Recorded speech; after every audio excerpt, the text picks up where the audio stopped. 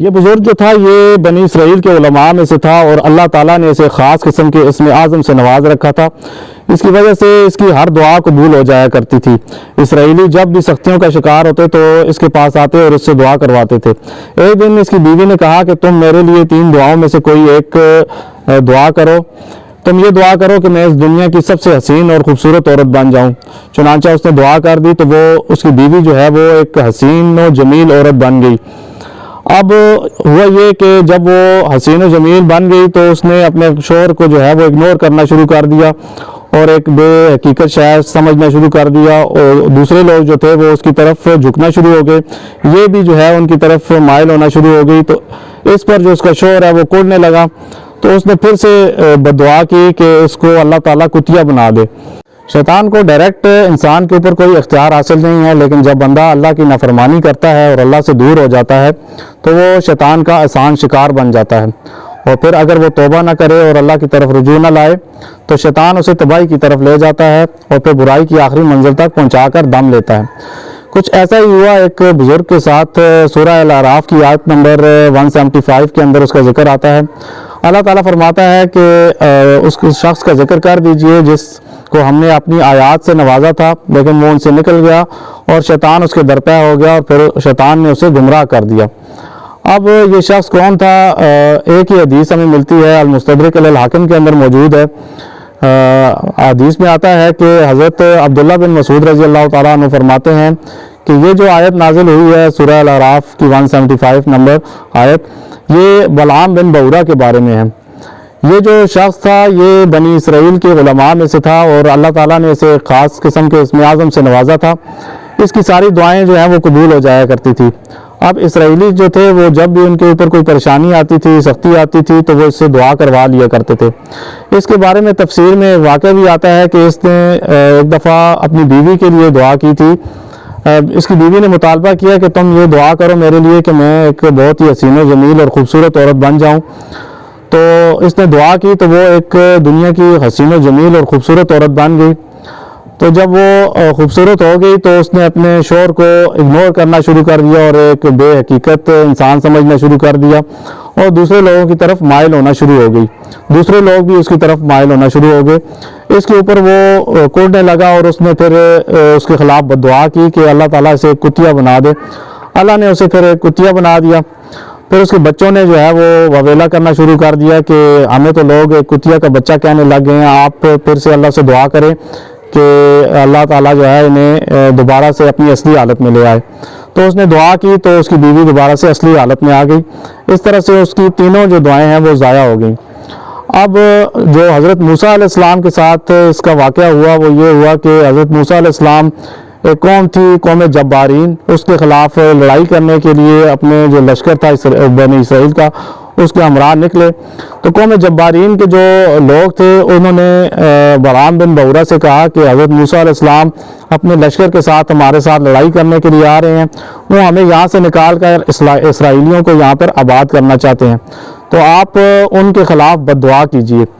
تو بلعام بن بعورہ نے کہا کہ میں کیسے بددعا کر سکتا ہوں، وہ تو وقت کے پیغمبر ہیں، پیغمبر کے خلاف اگر میں بددعا کروں گا تو میں دنیا اور آخرت دونوں میں تباہ ہو جاؤں گا۔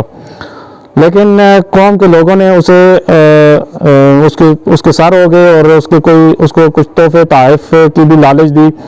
تو اس نے کہا کہ ٹھیک ہے میں اللہ سے مناجات کروں گا، جب تک میں اللہ سے مناجات نہ کر لوں تو میں کچھ نہیں کہہ سکتا۔ تو جب اس نے اللہ سے بات کی اور مناجات کی تو اس کو کوئی رسپانس نہیں آیا۔ تو جب اس قوم کے لوگوں نے کہا کہ دیکھیں آپ کو تو کوئی اللہ تعالیٰ نے کوئی رسپانس نہیں دیا، اس کا مطلب یہ ہے کہ اللہ تعالیٰ کی طرف سے کوئی انکار نہیں ہے، اگر ایسا ہوتا تو اللہ تعالیٰ آپ کو منع کر دیتے۔ تو اس نے کہا ٹھیک ہے میں بددعا کر دیتا ہوں۔ اس نے حضرت موسیٰ علیہ السلام کے خلاف بددعا کرنا شروع کر دیا۔ تو جب بھی وہ بددعا کرتا تھا تو اس کی اپنی قوم کے خلاف بددعا اس کی زبان سے نکل جاتی تھی۔ جب وہ اپنی قوم کی فتح اور نصرت کی دعا کرتا تھا تو بنی اسرائیل کی فتح اور نصرت کی دعا اس کے منہ سے نکل جاتی تھی۔ تو قوم کے لوگوں نے یہ کہنا شروع کر دیا کہ یہ آپ کیا غضب کر رہے ہیں، آپ ہمارے خلاف بددعا کر رہے ہیں۔ تو اس نے کہا کہ میری زبان کے اوپر میرا قابو نہیں ہے۔ تو پھر اس نے اپنی قوم کے لوگوں کو مشورہ دیا کہ آپ ایسا کریں کہ آپ اپنی قوم میں جو حسین و جمیل عورتیں ہیں، خوبصورت عورتیں ہیں، ان کو اس لشکر کی طرف روانہ کر دیں، بنی اسرائیل کے لشکر کی طرف۔ جب وہ ان کو دیکھیں گے تو وہ ان کی طرف مائل ہو جائیں گے اور حرام کاری میں مبتلا ہو جائیں گے۔ اس طرح اللہ تعالیٰ کا ان کے اوپر غضب نازل ہو جائے گا۔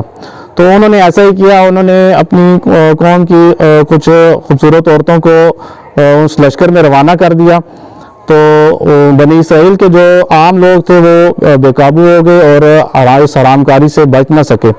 خود جو بنی اسرائیل کا سردار تھا وہ بھی ایک حسین و جمیل عورت کے اوپر فدا ہو گیا اور اس کے ساتھ اس نے زبردستی کی۔ تو اس طریقے سے وہ قوم جو تھی وہ اس فتنے میں مبتلا ہو گئی۔